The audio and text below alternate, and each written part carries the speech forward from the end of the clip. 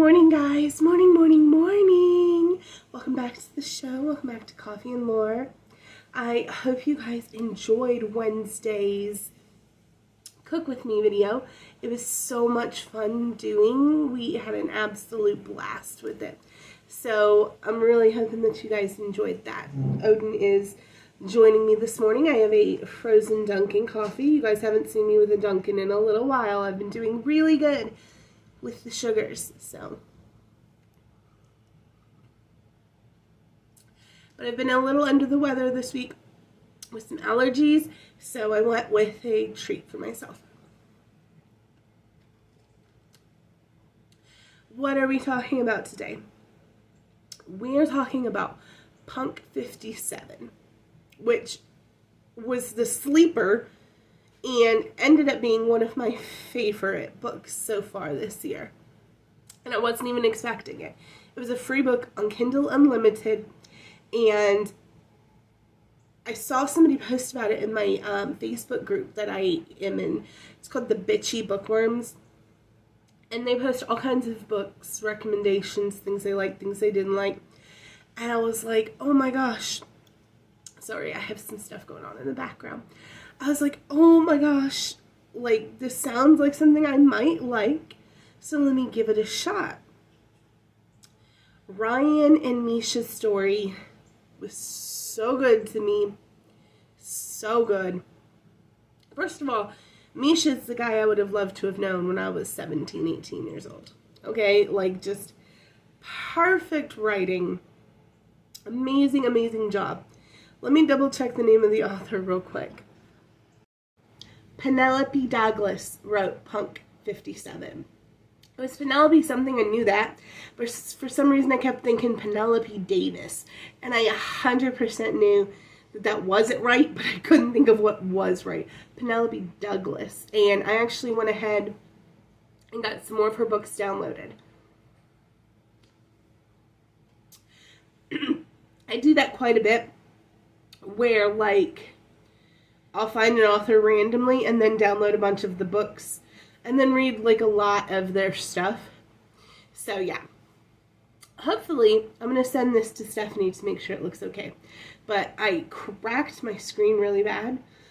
It's not got a crack over the camera lens, so I'm thinking we're going to be fine. But Stephanie's going to edit this one a little bit for me. Anyway, so Punk 57. Let me stop getting so off track. I absolutely loved it. I would have loved to have known a guy like Misha. Essentially, it is these two kids. Ryan is the girl and Misha is the boy. And they're pen pals for 7 years. And then, spoiler alert, something traumatic happens to Misha and he quits writing. So, Ryan is devastated. But then he ends up having to go to her school for a reason that you don't find out until the very last chapter, what he's actually doing at her school. And just really, really, really well done. Thoroughly enjoyed it. It's definitely best friends to enemies to lovers. Like, there's a lot going on as far as swapping around and how they feel about each other, how they really feel about each other, because they're hiding a lot of how they're feeling about each other. From each other, who they really are. Misha doesn't even let her know he's Misha until towards the end. He goes by Micah for a lot of the book.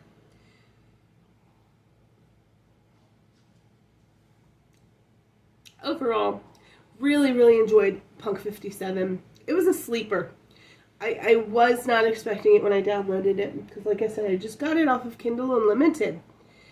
Somebody in my Bitchy Bookworm book group was like, oh, a really cute love story. So I went ahead and downloaded it, and it just ended up taking the month of May as probably one of my favorite reads for May. I also read another book, which I'm going to do another video on soon, but one of my best friends, Melissa, wrote an amazing nonfiction, wrote an amazing fictional book about some nonfiction issues, if you would. I guess that's the best way to word it. And 100% of the proceeds of her book goes to sex trafficking organizations that help girls and women. So that's really, really awesome. My dogs are just wanting to be loved on this morning, and I don't know why. I don't know why they want me so much this morning. But yeah, I thoroughly enjoyed Punk 57.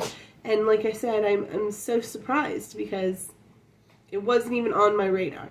I think the next book I'm reading is One of Us is Lying, which I guess they made into a CW show.